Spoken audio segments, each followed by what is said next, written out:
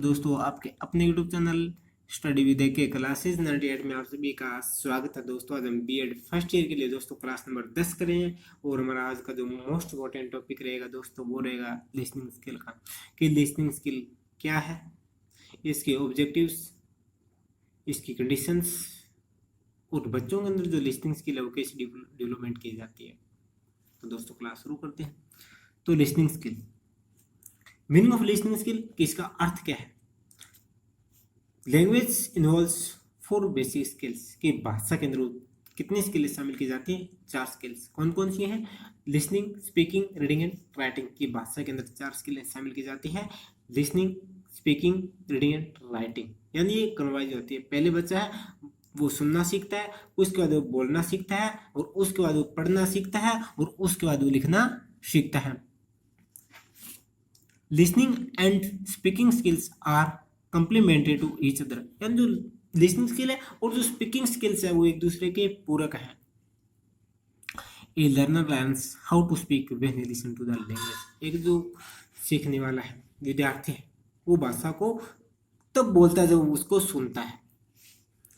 दस speaking depends upon listening, और इस प्रकार के है जो स्पीकिंग है वो निर्भर है किसके ऊपर? लिसनिंग के ऊपर, यानी बोलना निर्भर है किसके ऊपर? सुनने के ऊपर। Listening skills is related to audio sense, जो लिसनिंग स्किल है वो किससे संबंधित है? ध्वनि भावना से। If the listener is attentive to the sound he can understand it, क्या है? यदि सुनने वाला उसको ध्यान से सुनता है तभी वह उसकी ध्वनि को समझ सकता है।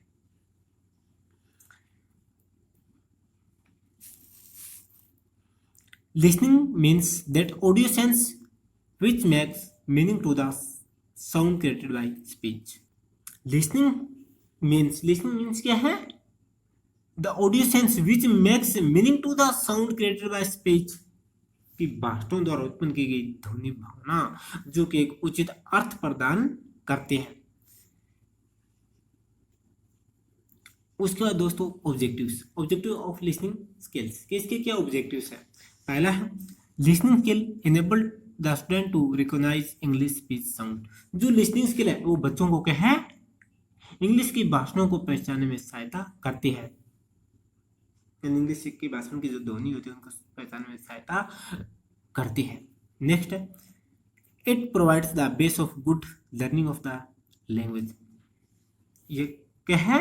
It provide the base of good learning of the language, क्या है? ये भाषा की शिक्षा का अच्छा आधार प्रदान करता है। To make speaking skill effective, ये जो स्पीकिंग स्किल है उसको प्रभावशाली बनाता है, इफेक्टिव बनाता है। नेक्स्ट है to enable them to understand the grammatical meaning of structures, कि इसके माध्यम से जो बच्चा है वो जो व्याकरण की संरचना है उसको समझने में सक्षम हो जाता है। यानी जो लिसनिंग स्किल है वो बच्चों को ग्रामर की संरचना को समझने में सक्षम बनाता है। नेक्स्ट है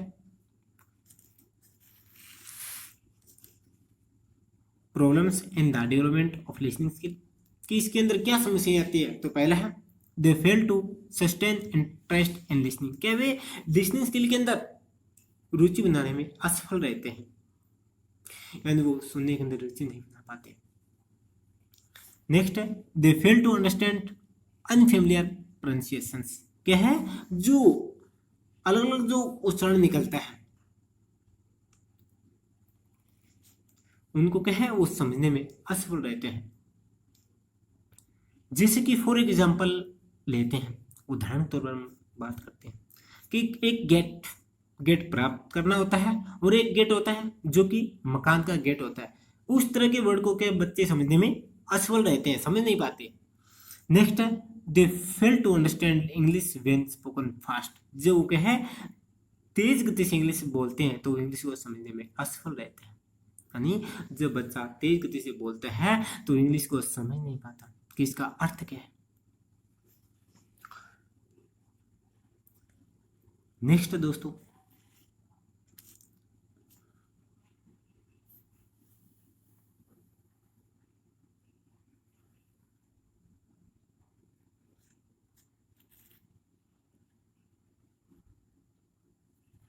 कंडीशन ऑफ लिसनिंग स्किल कि लिसनिंग स्किल की क्या कंडीशन है।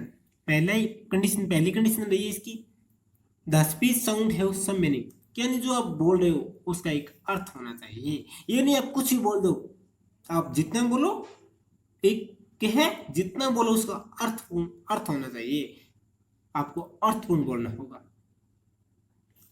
नेक्स्ट है the sound should be supported by the action, क्या है, the sound should be supported by the actions, ध्वनि को कार्यों द्वारा समर्थित किया जाना चाहिए। इसका अर्थ है यानी आप जो बोल रहे हो उसके लिए कुछ एक्टिविटी भी करनी चाहिए।